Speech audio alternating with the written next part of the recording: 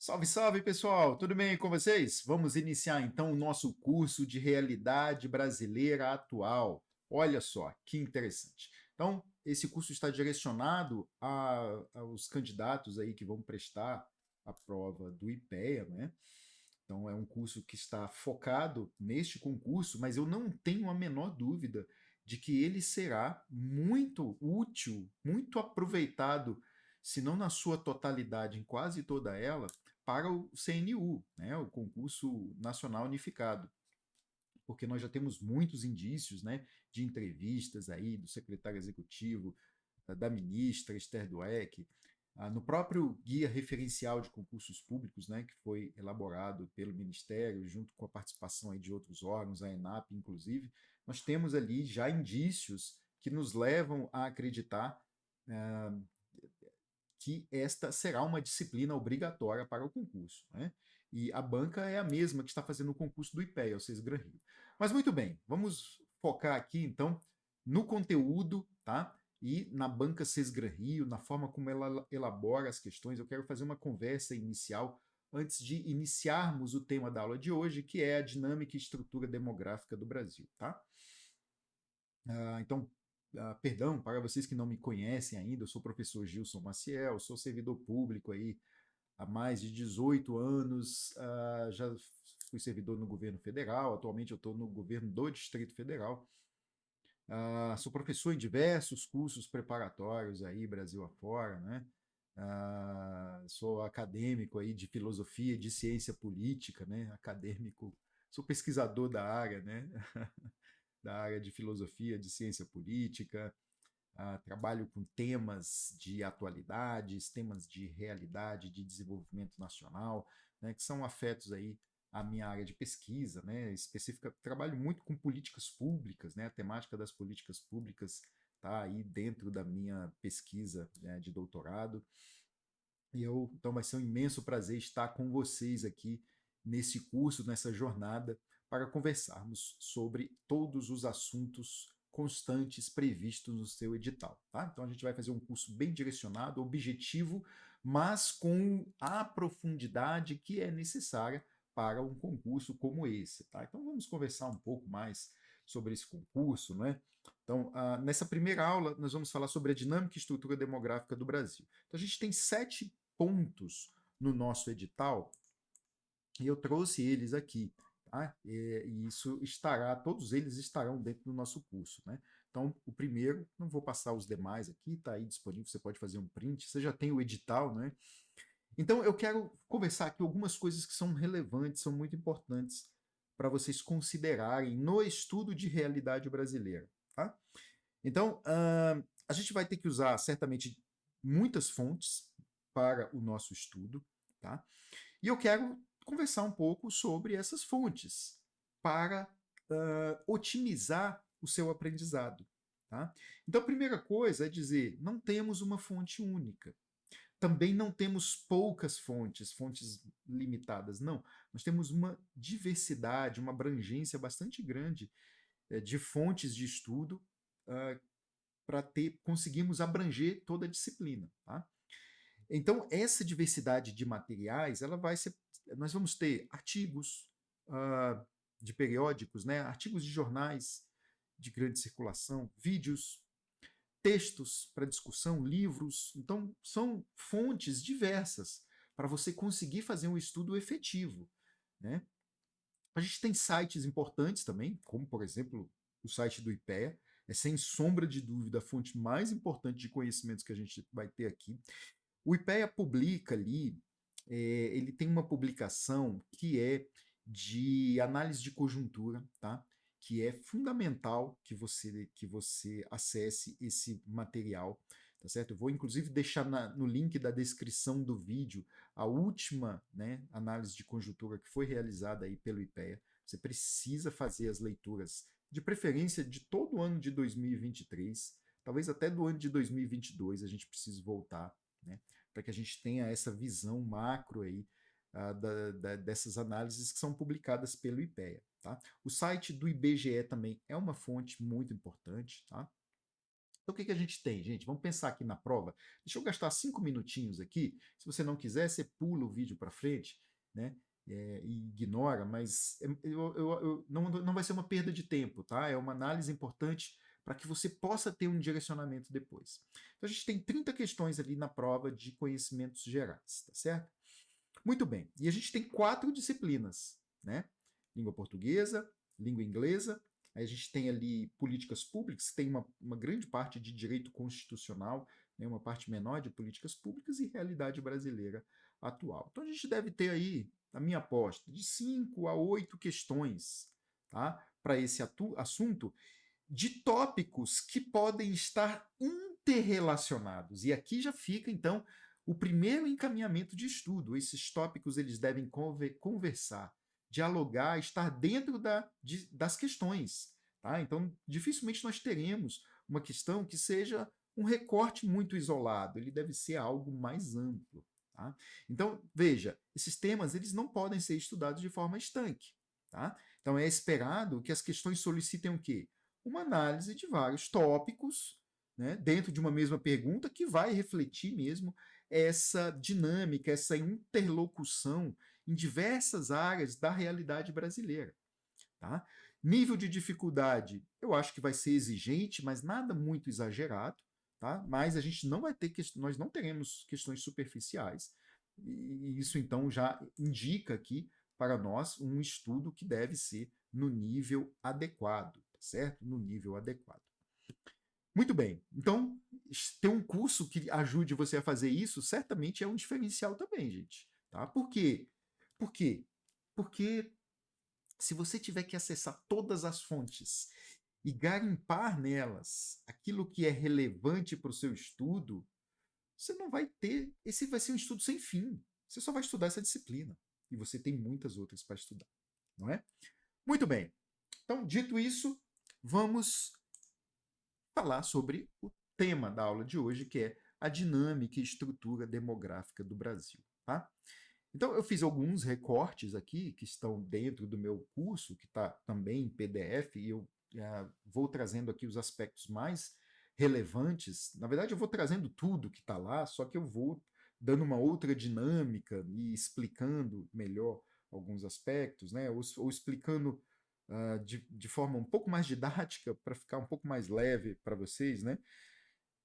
Então, a gente vai fazendo essas leituras e esses recortes, tá certo? Eu acho que assim vai ser bastante produtivo. E ao final do último bloco sobre dinâmica e estrutura demográfica no Brasil, nós vamos realizar várias questões da banca CES Gran Rio para vocês entenderem exatamente como a banca cobra esses assuntos, tá? Também tudo isso está dentro lá do nosso curso.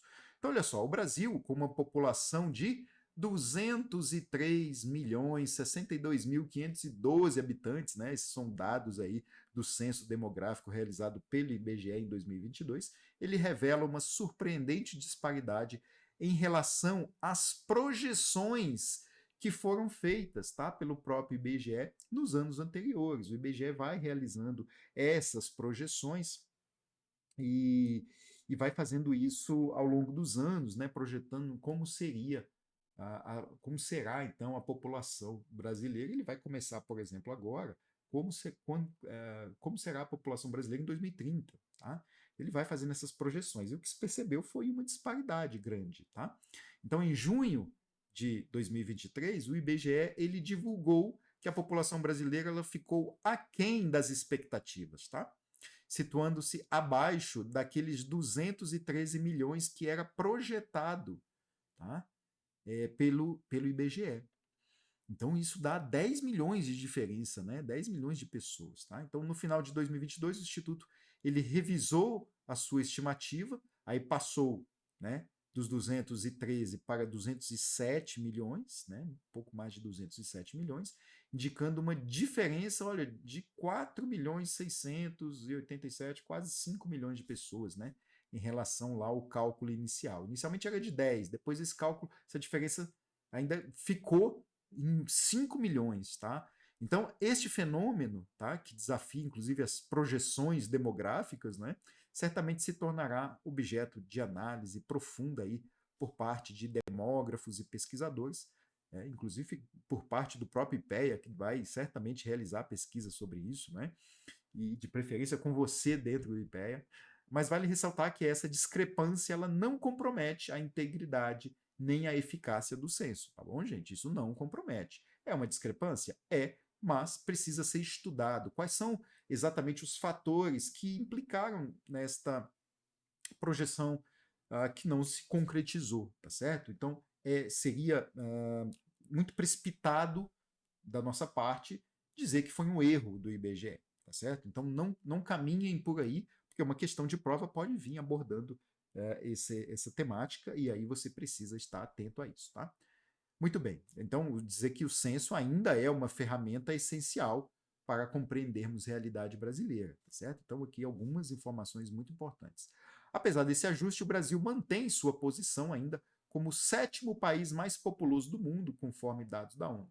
Em 2019, o Paquistão ele ultrapassou o Brasil e em 2023 a Nigéria também nos superou em termos de população. Tá? Olha só, os 10 países mais ricos, temos aqui em primeiro lugar a Índia, né?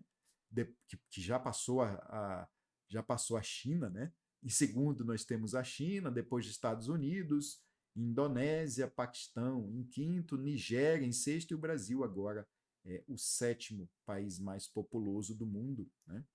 Bangladesh, depois, já um pouco mais distante do Brasil, a Rússia, né? O México. Então, cuidado, né? Eu sei que muita gente às vezes fica com a tendência de dizer que a Rússia, né, é maior em termos populacionais do que o Brasil, e não é, tá? É maior em termos territoriais, tá? Nós vamos conversar sobre isso ao longo do nosso curso. Então, tem um ponto relevante aqui, que é importante a gente destacar para fins de prova, é que a população global ela chega aqui a 8 bilhões de pessoas, né, gente? É muita gente, né?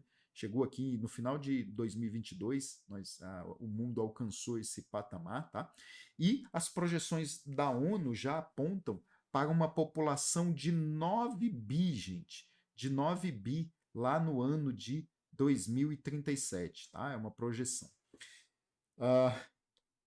Em 2023, ali no segundo trimestre, né? Ou dentro ali acho que não, vamos pensar em termos de quadrimestre. No fim do primeiro quadrimestre ali, foi quando a Índia ela supera a China, tá? Como o país mais populoso do mundo, tá certo? Isso tem aspectos aí importantes, que é do envelhecimento da população chinesa, tá? Uma significativa redução da taxa de natalidade aí nas últimas décadas, mas isso são aspectos secundários que eu não quero exatamente trazer aqui, porque nós vamos conversar sobre a realidade brasileira, não é? Então apenas para a gente ir introduzindo aqui o assunto, né? Muito bem. Então vamos entrar nos temas especificamente. Eu fui dividindo aqui em vários temas para facilitar então o nosso estudo e você poder organizar as ideias e depois poder acessar outros textos, tá? Com essa visão mais ampla.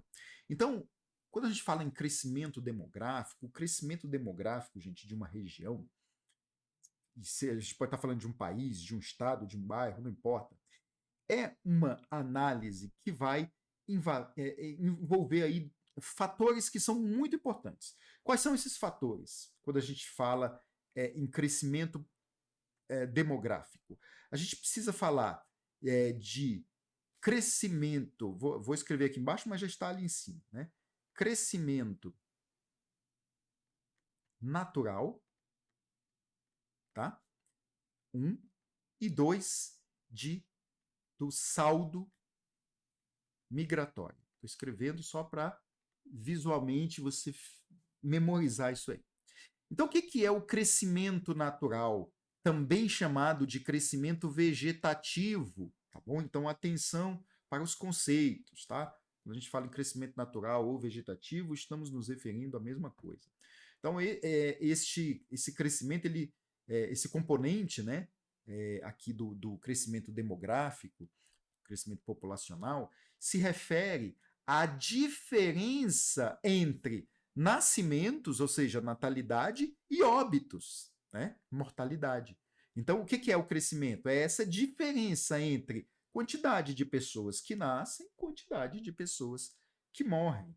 Tá? Então, ainda diz aqui, é um motor intrínseco que impulsiona o crescimento populacional. Tá? Então, se a taxa de natalidade supera a taxa de mortalidade, nós temos crescimento positivo. Mas nós temos também, gente, crescimento negativo. Olha, cuidado, porque crescimento positivo é até intuitivo, não é? Sei que você não vai ter dificuldade.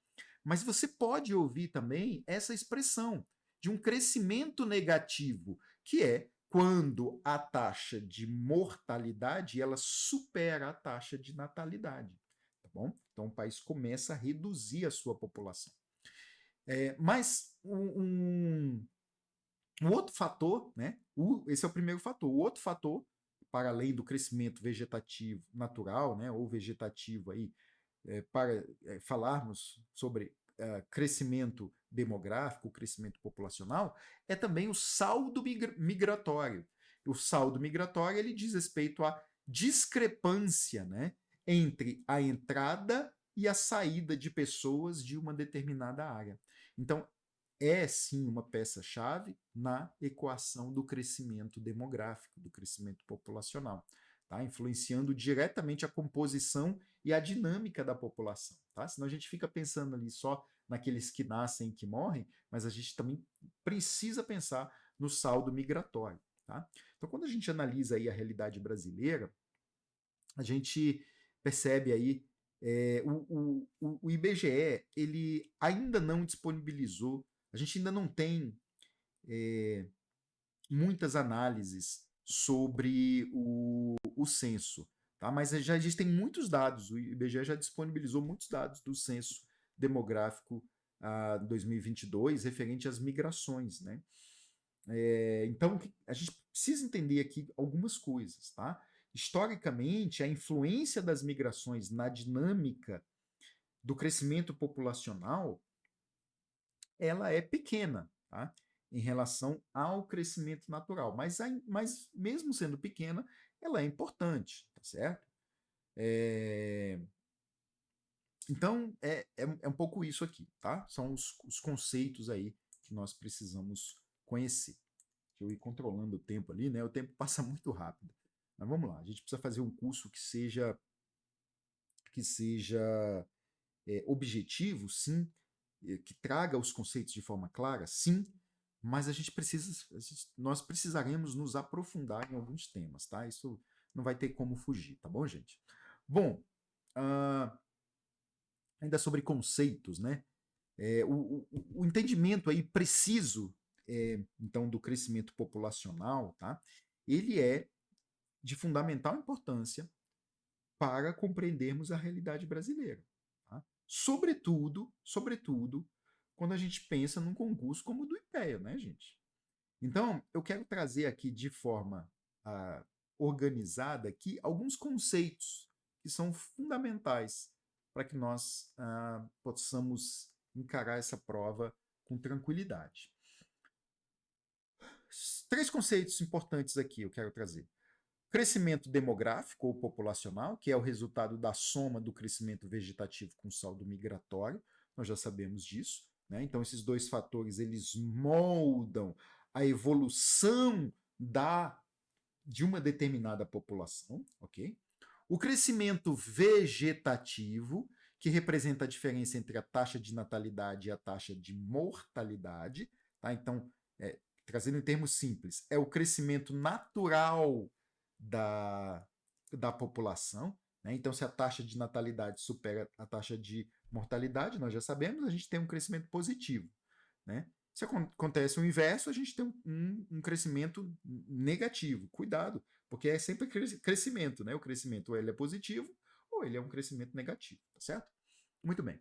E saldo migratório. O conceito de saldo migratório é essa diferença entre a entrada e saída de pessoas de uma área, sendo calculado como emigração menos imigração. Tá certo? É um componente que influencia, sim, a composição e a dinâmica populacional de um país. Tá bom? Muito bem. Olha aqui. Então vamos lá. Para falarmos um pouco sobre medidas demográficas, né? A gente vai se aprofundando, vou trazendo a didática, a dinâmica é essa, tá? Eu vou partindo do mais geral e a gente vai detalhando isso, e nesse processo você vai memorizando, né? E depois, certamente, quando formos encarar as questões, você vai ver que vai fazer toda a diferença. Taxa de natalidade, né, gente? Taxa de natalidade. Ela expressa o número de nascidos vivos por 1.000 habitantes, tá? Essa é a medida, tá, gente, da natalidade. É o número de nascidos vivos por 1.000 habitantes em uma região durante um determinado período, tá? Geralmente, esse período ele é de 1 ano, mas não obrigatoriamente, tá? Então, a taxa de natalidade pode ser um período diferente desse, tá? Mas normalmente é isso que acontece. Uma ferramenta importante para compreender o dinamismo populacional, tá? É a taxa de natalidade. O outro conceito é a taxa de mortalidade, que refere-se ao número de falecimentos por 1.000 habitantes. Né? Falecimentos por 1.000 habitantes em uma região durante um período determinado, também geralmente durante um ano. Né? Também essencial aí para avaliar o impacto, então, né, dos falecimentos aí dentro dessa escala da evolução demográfica. Né?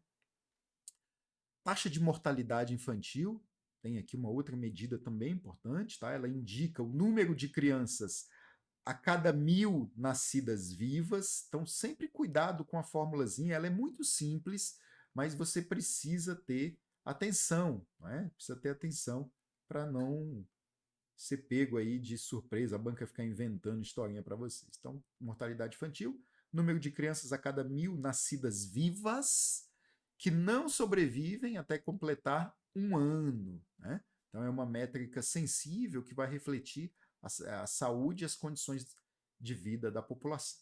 Então, certamente aqui a banca poderia muito bem explorar aspectos de políticas públicas. Né? Na verdade, a dinâmica vai ser sempre esse, da exploração das políticas públicas. Então, você precisa sempre correlacionar medidas, por exemplo, que é o tema que estamos tratando, com políticas públicas e de como elas podem influenciar e impactar na elaboração e na avaliação das políticas públicas, tá? Beleza. Taxa de fecundidade, né? Então, representa o número médio de filhos por mulher em idade fértil, tá? É uma medida fundamental também para compreendermos aí padrões reprodutivos, né, da sociedade brasileira, e isso também vai implicar em análise de políticas públicas, tá? Então, gente, dominar esses conceitos que são muito simples, mas que têm assim detalhes, sabe, que você precisa conhecer, vai ajudar você a construir essa base mais sólida, né, para entender a dinâmica demográfica brasileira. Tá? E aí vai ficando muito mais fácil, né? Nas aulas seguintes aí eu vou trazendo aqui. A gente vai explorar, claro, a influência das migrações, por exemplo, né? Que vai dar a gente aí uma visão mais completa, né? E detalhada aí de todo esse cenário, tá? Nesse momento a gente está trazendo conceitos, eles são importantes e a gente vai evoluindo ao longo do curso, tá? Muito bem. Vamos seguindo aqui mais. Deixa eu só olhar aqui como eu estou aqui, o que vai faltar. Vamos lá. Transformações demográficas no Brasil. Tá? Então, a gente tem aí ao longo de mais de um século, né, ao longo de 150 anos, né, que separam aí o primeiro censo, tá? O primeiro censo do censo atual, de 2022. Então, o Brasil ele viveu transformações demográficas muito intensas, muito fortes, e aumentou a sua população, multiplicou, na verdade, a sua população em mais de 20 vezes, né, gente? Então, de forma bastante concreta, tá? É um acréscimo muito significativo que nós temos e que também precisa ser estudado. Né?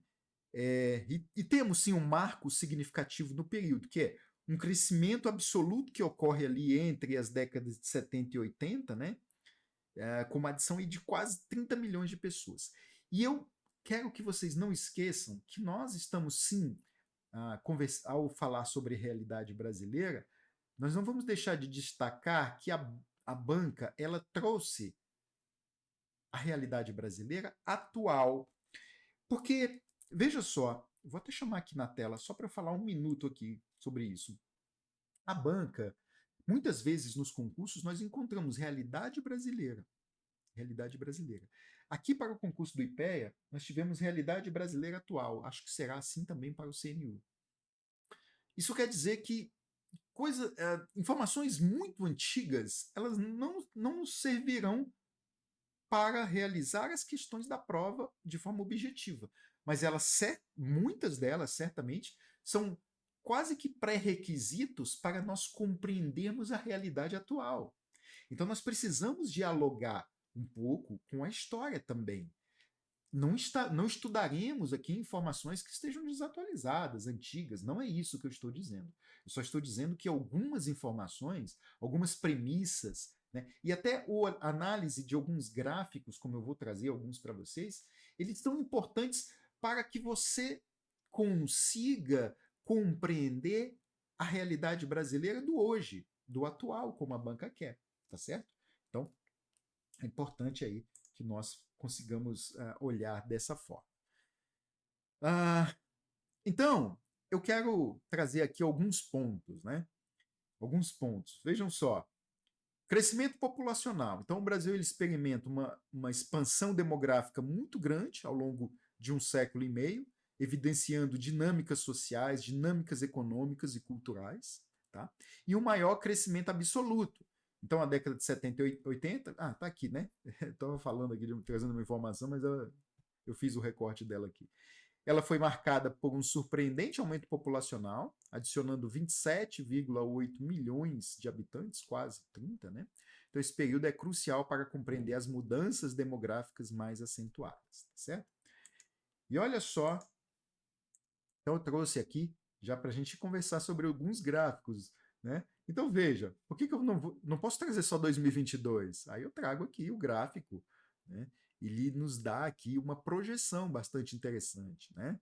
Então, esse gráfico, ele é legal trazer para o visual, né? Porque ele nos mostra aqui o crescimento populacional ao longo do tempo.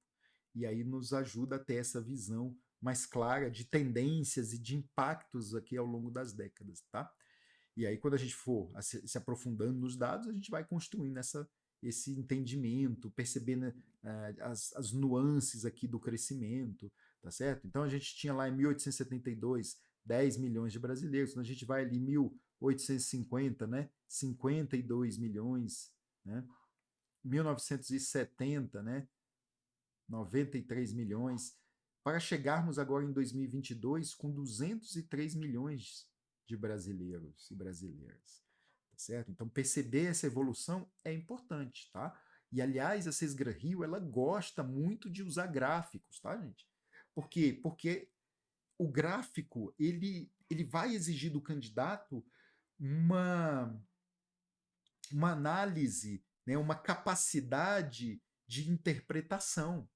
Tá? Então, e aqui fica já uma outra deixa para a sua prova, né? Para a sua preparação para esta prova. Que você faça um estudo analítico, faça um estudo de ter a capacidade de olhar dados e extrair dali informações e produzir conhecimento. Né?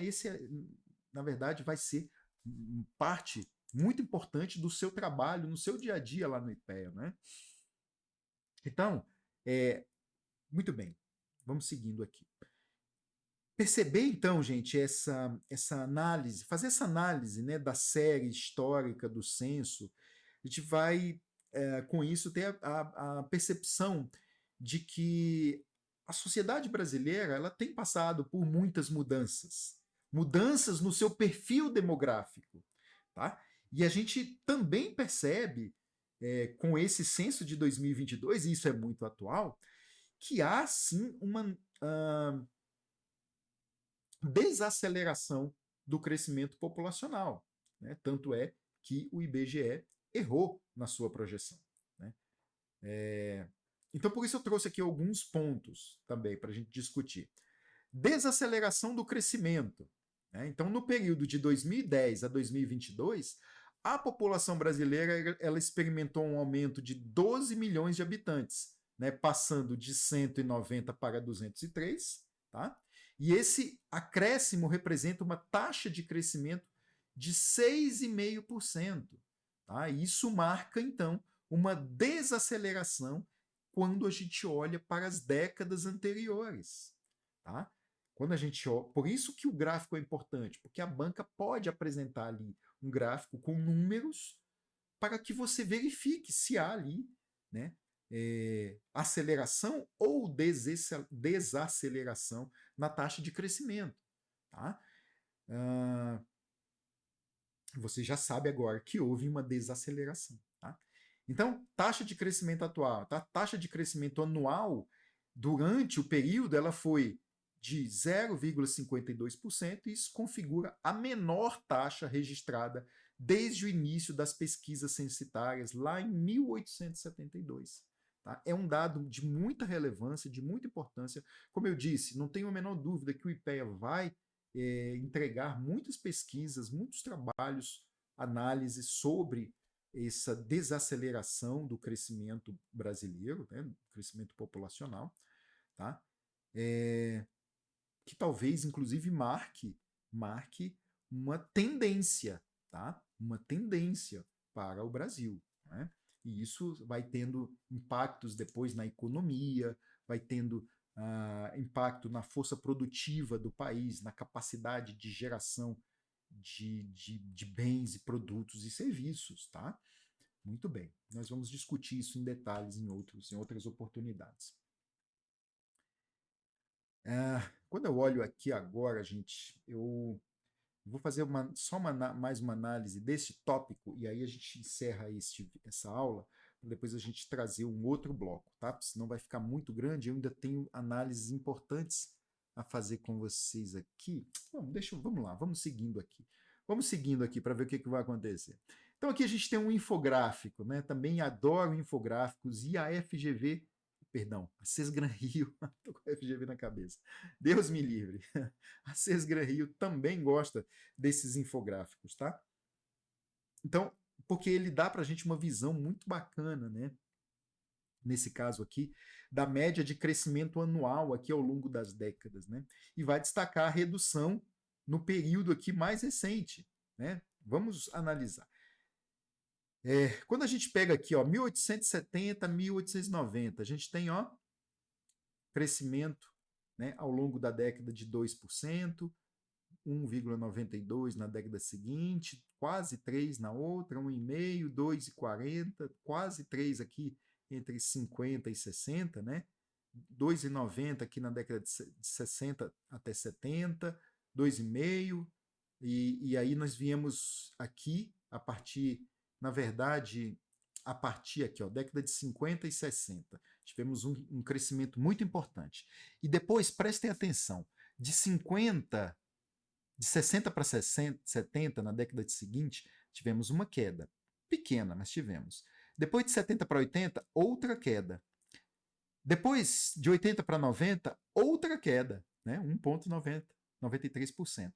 De 91 a 2000, outra queda, gente. Caiu para 1,64% aqui, a média anual de crescimento, né, na década.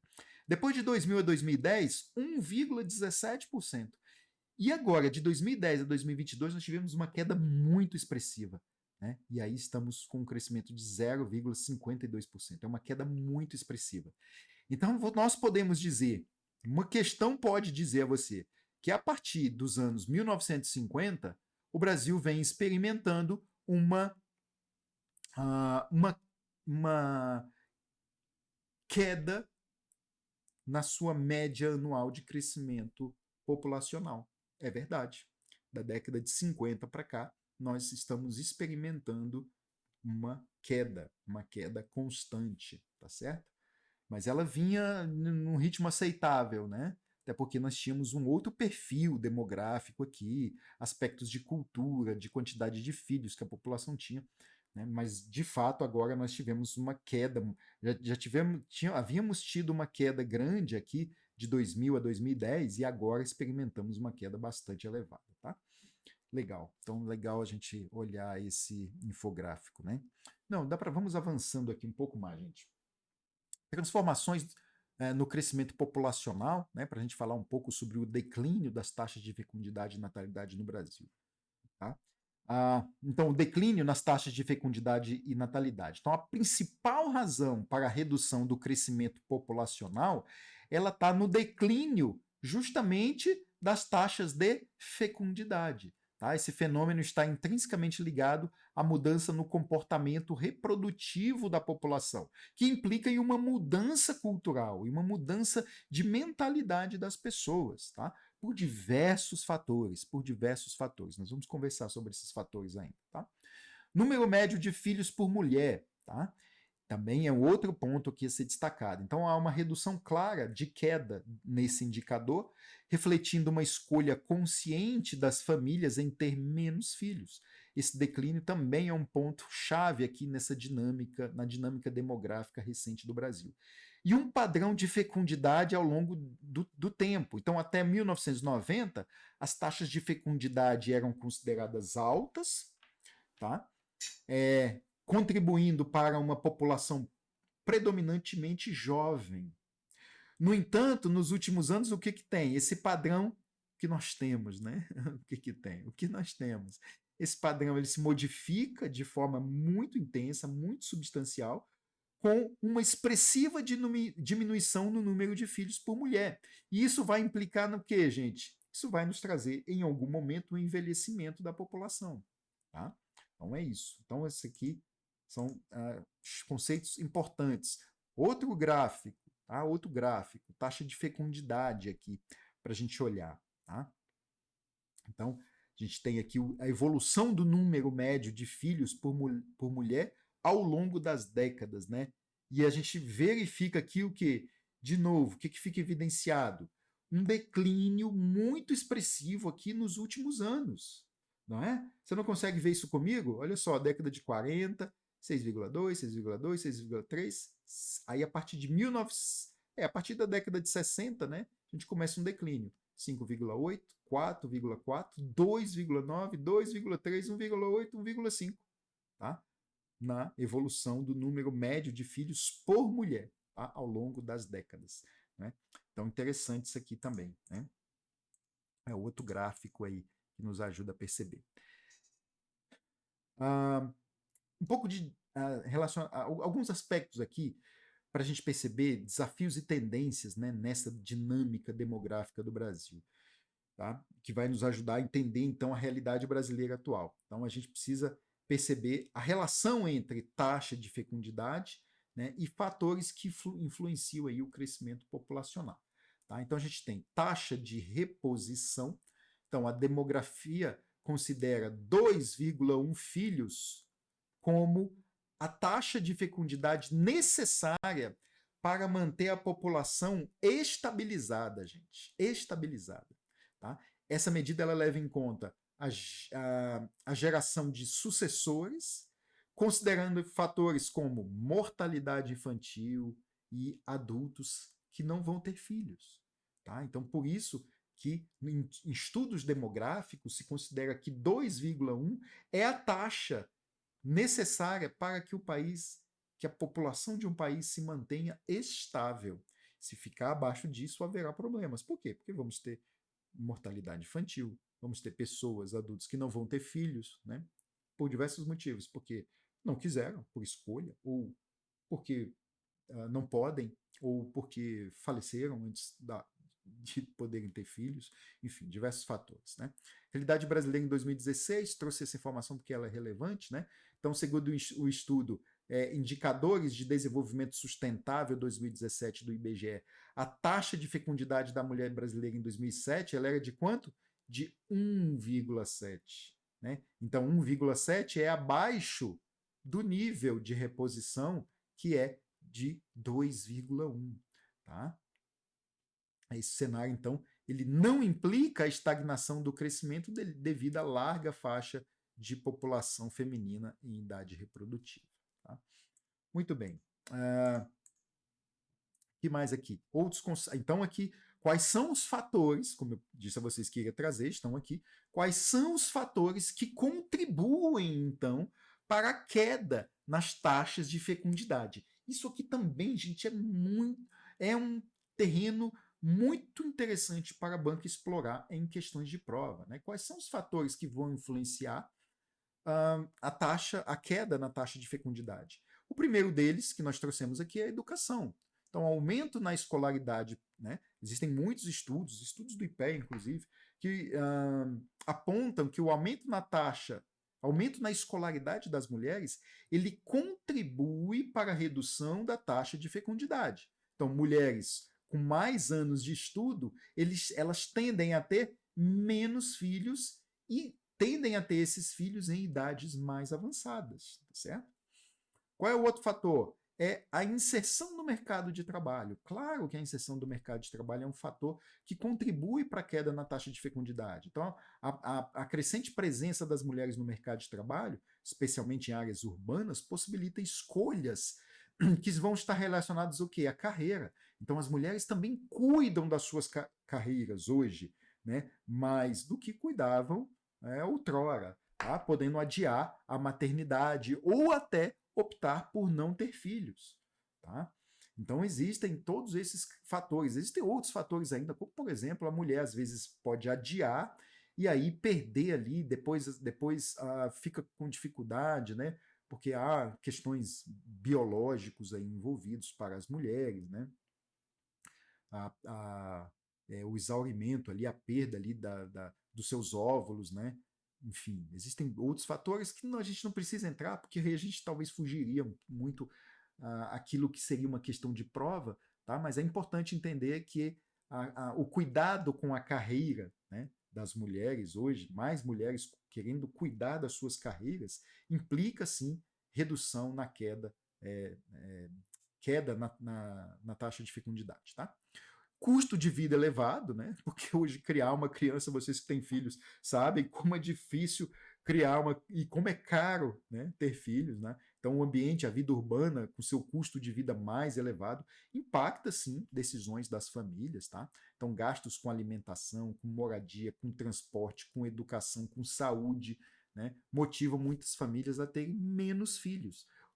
Antigamente, né, gente, bem antigamente, muitas famílias, sobretudo na área rural, tinham mais filhos, por quê? Porque ter mais filhos significa ter mais mão de obra para trabalhar para a família, tá? Para o sustento da própria família. Então, essa não é uma realidade atual mais, tá? Então, custo de vida elevado. E o planejamento familiar. Então, as famílias se planejam mais, tá? Então, com a urbanização, a disseminação de informações e o acesso a contraceptivos, ele vai permitir um planejamento familiar. Tá? Então, as pessoas, as famílias, os casais podem ter relações sexuais e poderem planejar. Né? Antigamente também era outro grau era outra questão difícil. Né? Então, o casal tinha tinha a sua relação sexual e as crianças brotavam, né? Brotavam, apareciam. Agora não. Agora os casais podem se planejar, as famílias podem se planejar, tá? Ter mais controle sobre a decisão de ter filhos e quando ter filhos, se é que terão, tá certo? Então tudo isso impacta em quê? Queda na taxa de fecundidade, tá bom? Isso aqui é questão de prova, hein, gente? Vamos lá, já para a gente ir para o fim aqui, né? Tem um outro gráfico, né? Esperança de vida ao nascer, ali projetado de 1940 a 2030, né? Inclusive, quando a gente olha assim de forma paralela, né, a redução da natalidade, este gráfico aqui, ele evidencia para a gente o quê? Vamos olhar comigo aqui. Ele evidencia um aumento significativo na esperança de vida. Por quê? Pelo aumento da qualidade de vida, pelo aumento da melhoria da saúde. Tá? Então, quando a gente olha ali, ó, década de 40, ó, 42 anos para 2020, né? Expectativa, né? Esperança de vida, né? Expectativa de vida, 76 anos. Né? Em 2030 se projeta um aumento ainda maior, 78 anos. Por quê? Porque mais e mais pessoas têm cuidado da sua saúde, né? E cuidando da sua saúde, praticando atividade física. Aliás, você que estuda para concurso público, pelo amor de Deus, gente, pratica atividade física, vai ajudar a sua preparação. Você pode ter certeza, tá bom? Muito bem. E por fim, para a gente encerrar esse bloco, né? Achei que foi bom eu não terminar, ficou um pouquinho mais longo, mas aí a gente faz um bloco mais inteiro, né? Para a gente terminar esse bloco, um pouco sobre a evolução da expectativa de vida e redução da mortalidade infantil no Brasil e quais são os impactos na demografia. Né? Então, expectativa de vida em crescimento, tá? Expectativa de vida está em crescimento, ela tem aumentado, então isso evidencia melhorias nas condições de vida das pessoas, né, como saneamento básico, e daí a importância de um órgão como o IPEA, né, que vai desenvolver pesquisas, né, que vão impactar, ajudar os gestores na formulação e na implementação de políticas públicas. Tá? Então, diversos fatores contribuem para esse crescimento, como maior acesso à água potável, redes de esgoto, ampliação da renda e alimentação, tá, mais adequada, acesso a serviços de saúde, campanhas de vacinação, cuidado aqui, tá, pessoal que não gosta de vacina, não estou fazendo nenhuma crítica a quem não gosta de vacina, só dizendo que isso aqui pode ser explorado em uma prova e você tem que estar atento, tá? Prevenção às doenças, tá? Isso eleva então a expectativa de vida, avanços na área de medicina, né? Tá? E aumento da escolaridade e acesso à informação. Todos são aspectos que contribuem para a expectativa de vida, de vida mais longa, de longevidade. Né? Redução expressiva da mortalidade infantil, e isto aqui é um fator muito importante. Tá? Então, a taxa de mortalidade infantil, que indica o número de crianças que morrem antes de completar um ano a cada 1.000 nascidas, não é? Você já conhece, sabe o conceito agora, ela também teve uma grande redução ao longo das décadas. Tá? Em 1943, ela era 1940, perdão, ela era de 146,6, tá? De cada 1.000, né? Alcançando em 2017 o número de 12,8. Então veja como é uma queda que vai impactar muito na longevidade das pessoas. Tá? Isso destaca os avanços em quê? Em saúde materno-infantil, em medidas preventivas, no avanço da medicina. Né? E por fim aqui, o envelhecimento populacional. Tá? Então a conjunção da redução das taxas de fecundidade e do aumento da expectativa de vida resulta no envelhecimento da população brasileira. Isso se traduz na presença cada vez maior de idosos em relação a jovens e adultos, configurando um novo perfil demográfico no Brasil. Então, são avanços, né, gente? São reflexos aí de políticas públicas mais eficientes, de maior investimento em áreas que vão promover bem-estar da população. Tá? Então, tudo isso vai certamente impactar mesmo na evolução da expectativa de vida dos brasileiros. Tá? Tudo bem? Bom, então, muito obrigado pela companhia, foi um grande prazer. Estou deixando no link da descrição do vídeo aqui os slides também para a aula. Se você, de repente, acessar aí e não tiver disponível, você faça contato comigo que eu envio para você, tá bom? E também estou deixando aqui o link para, se você desejar, fazer o curso completo comigo, tá? Com material em PDF, um curso muito aprofundado, com outras aulas que não estarão disponíveis aqui no YouTube, né? Também estarão só lá dentro da plataforma, né? Com revisões, com muito material de apoio para você fazer uma preparação de alto nível. Então será um prazer recebê-lo. O link está aí, tá bom? Forte abraço, muito obrigado pela companhia. Até a próxima aula. Né?